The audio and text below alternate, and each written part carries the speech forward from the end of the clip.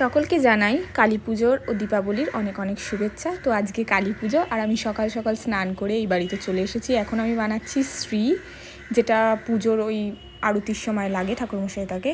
আর এখন আমি কার কথা বলছি বুঝতে পারছো? এখানে বলছি আমি আমার দিদির মেয়ের কথা। ও আমায় ফোন করেছিল, দিয়ে অনেক পাকা পাকা কথা বলছে, সেটাই আমি মাকে বলছি। আর মা পাশে কেটে নিচ্ছে মায়ের সবজিগুলো, মানে যেগুলো ভোগের রান্না হবে সেই সবজিগুলো মা কেটে নিচ্ছে। এই যে আমার বানানো হয়ে গেছে শ্রী। আমি একটা নর্মাল ইউজুয়ালি ফুল মতো বানিয়েছি, বিভিন্ন টাইম বিভিন্ন রকম বানাই। এরপরে ওখানে চালের প্রদীপ বানানো হয়ে গেছে, আর আমি বানাবো বেলপাতার মালা। আর বেলপাতা ছাড়িয়ে রাখবো 108টা বেলপাতার মালা। আর বেলপাতা ফ্রেশ দেখে ছাড়িয়ে রাখছি, কেন কি আমাদের হোমেও লাগবে বেলপাতা, সেই জন্য আমি বেলপাতাগুলো সব আলাদা আলাদা করে নিচ্ছি গুনে গুনে, তারপর মালা গাঁথবো। এই যে এইভাবে আমরা বাড়িতেই মালা গেঁথে নিই।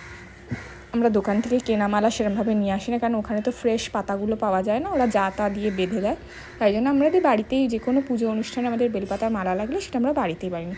এবার এখন চলে এসেছে সঙ্গীতা, আমার দিদিরাও চলে এসেছে। এই যে এখনের ভিডিওটা এটা করেছে মাঙ্কু, মানে আমার দিদির মেয়ে। ওকে আমি ডাকনাম ওর মাঙ্কু, আর ভালো নাম জ্যোতিষা।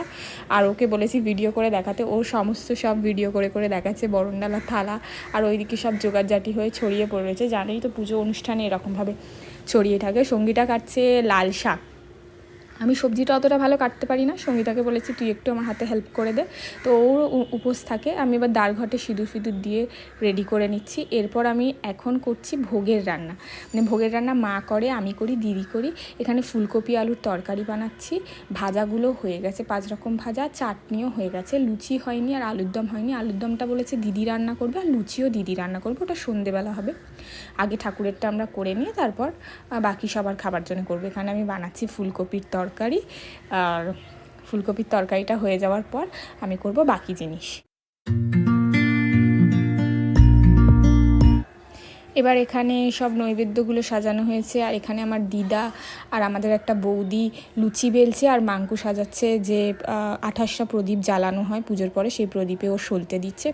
আর এখানে আমার দিদি রান্না করছে লুচি। ফুলে ফুলে লুচি ভাজছে আমাদের।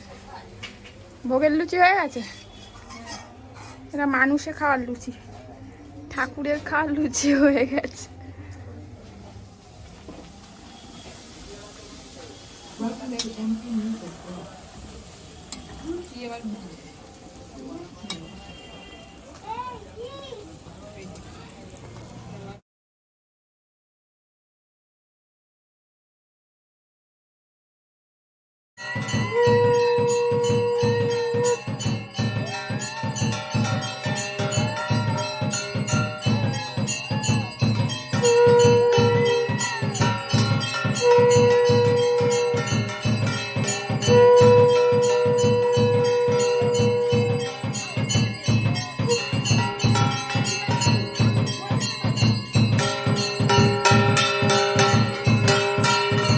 এখন এখানে আমাদের আরতি হচ্ছে, আর পাশ থেকে মাঙ্কু ভীষণভাবে বিভৎসভাবে উলু দিচ্ছে, তার আওয়াজ পাওয়া যাচ্ছে। এখন আমাদের ঠাকুরের আরতি হচ্ছে, হয়ে যাওয়ার পর আমরা জ্বালবো প্রদীপ।